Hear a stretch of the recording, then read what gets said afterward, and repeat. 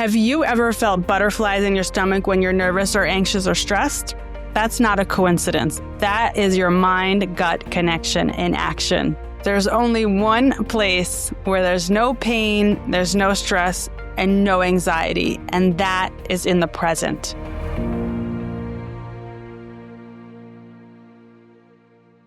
Hello, everybody, and welcome back to the Good Gut Feeling podcast, where we digest modern medicine with old world wisdom.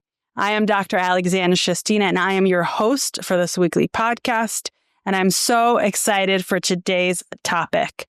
Today, we're going to learn how to heal your gut and really your whole body using the power of the mind, and today I'm going to give you 4 practical tools.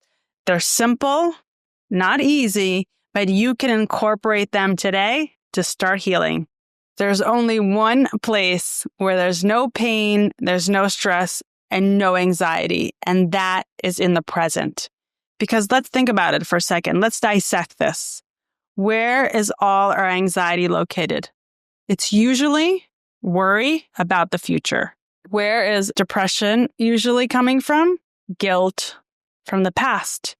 And usually most of our mind throughout the day is somewhere in the future or in the past, which is cluttering our focus and taking us out of the present, creating a stressful environment for our brain and for our body. So if I asked you, just stay in the present for 5 minutes, most of us can't do it. It is actually really, really hard because most of us are either worrying about the things that we need to do tomorrow, next year, things that may never happen, things that are not even related to us, politics, the end of the world. Our mind is constantly active with things we can't do anything about. Or we're thinking about the past. Maybe we messed up somewhere. Maybe we made a mistake. Maybe things didn't go as we planned. And then we sit there. And then we sit often in guilt and shame. Sometimes it even progresses to depression. So there's one way to heal, and that is the power of the presence. So if you can focus for 5 seconds on the presence, just give it a shot right now. Take 5 seconds and see if your mind can go anywhere or can actually just stay in the present. So what's the present? I feel the chair underneath my seat. I feel the air conditioning blowing on my face, or whatever it is that you're currently doing. Are you able to stay in the present? One really, really good exercise is staring at the water. So if you're lucky enough to have a body of water near you, how long can you stare at the water and just focus on what's going on? It's usually pretty short because we are already wired to have such short focus between the screens that are constantly bombarding us with information, between the processed food and the sugar and the excess information we receive all over. We have a very short attention span. Our attention span has dwindled. So give it a shot. See how long you can stay present. Even if it's 1 second, start working on that. Maybe you can change it to 3 seconds next week or 5 seconds and build. Because staying in the present is really everything, and it's so incredibly difficult for all of us. This is really important when eating because many of us go into our meals in a fight or flight mode. We are taking our whole day, our stressful day, our anxious day, our day full of stuff onto our table. Sometimes we take the world stuff, politics, war, and we take that to our dinner table, and then we expect to digest our food well. Can you sit at a table and just focus on the food? Just taste the food. Just enjoy the food. Look at the plate. Look at the beauty and the color of the plate in front of you. Are you able to do that? Because if you are able to do that, your food will digest better because you will automatically be in parasympathetic mode, which is the rest and digest mode. We're present, we're calm, and if you notice, almost every single religion has some type of introduction to the food, whether it's a blessing or a little prayer or gratitude or grace. There's something. Because once we bring our fight or flight mode, our day, our anxiety, our worries onto our dinner table, we don't digest the same way. You can't heal a body that you're constantly at war with.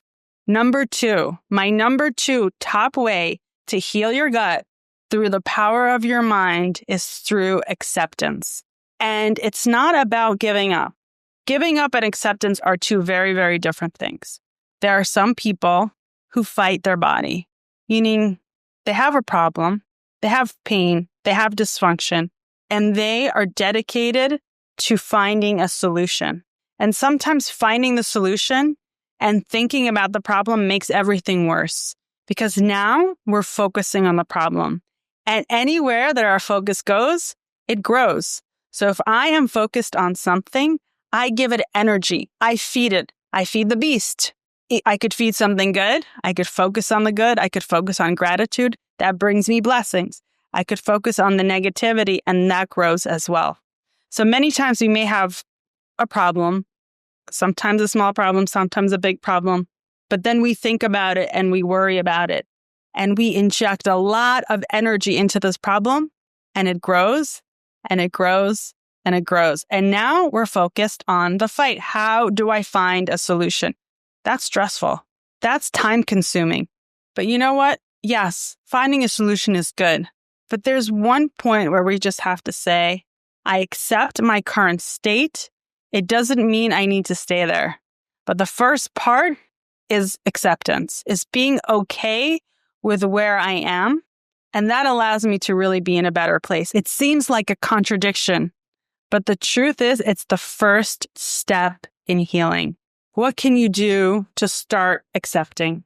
If you feel pain, if you feel a problem, and you don't know where to go with it, put your hand on your heart, put your hand on your belly, close your eyes, and say, thank you, I'm here, and I'm listening.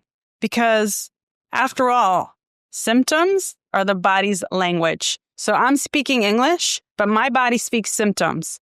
So when we have a symptom and when we have a problem or something we've designated as a problem that may just be a message, or we have something that is bothering us, sometimes it's just a message. It's like a text message, but our body doesn't know how to text. Our body sends messages in the form of signals. So if I don't attribute it as bad, if I accept it as just is, and then I can really start to have clarity about what to do next. Your mind digests thoughts as your gut digests food. My number 3 top mindful practice is meditation. And meditation is such a broad topic. And there's so many different kinds of meditation. And we can look at it in so many different ways, but it's really being able to step outside of yourself to come back a rejuvenated person. There's so many studies to show that meditation can be effective for conditions like IBS, for helping with motility. Motility is the motion of the gut. The gut function is dependent on its movement. If it moves too fast, it's not good. If it moves too slow, it's not good. If it's not coordinated, it's not good. It needs to be just right. And meditation can directly impact motility. So what can we do? One thing very, very powerful is visualization. So I want to be healed. What does it feel like? One part is the visualization in detail. So if someone has a digestive condition that causes them pain, they can visualize themselves doing the things that have been holding them back, that have been keeping them from functioning at their best. So visualize that. If it's running, you used to love to run, but now you can't run because it's uncomfortable, it's painful. Picture yourself running. Picture yourself running whatever distance you used to, whatever distance you want to. But the most important part is not just visualizing yourself running. And yes, you need to see the details of it, but you need to sense the emotion. So how do I feel when I run? Oh, it makes me feel great. It makes me joyful. Sense that emotion. Can you bring yourself in the meditation to get to that emotion? Number 4, breath work. If you change your breath, you change your gut, period. The breath is incredibly powerful tool, and it is available to all of us. And there's many, many different ways to breathe, but there's such a simple way that is so effective. If you can take a moment, whether it's 10 seconds in the middle of your day when everything is stressful, or if you can take a half an hour in your morning, or if you take 10 minutes before bedtime, and just take some deep breaths. You can breathe in through your nose, hold it in your body, and exhale slowly out of your mouth like you're blowing a candle. When you inhale through your nose, you visualize light going into your body. When you hold the breath, you visualize the light spreading out throughout your body. And as you exhale, you visualize stress, anxiety, and stagnation leaving your body. It is incredibly powerful for stress, for anxiety, for being in the moment, for focus. And anything that can create peace in your mind can create health in your gut. And many of us have been taught we need to do something physical to heal the physical. And yes, it can work. But you know what? A lot of times, if we just do that, it doesn't last, or some other problem pops up because we haven't gone to the root cause. 4 things: presence, anchoring in the now. 2, acceptance, creating a space for healing. 3, meditation, calm the mind, calm the gut.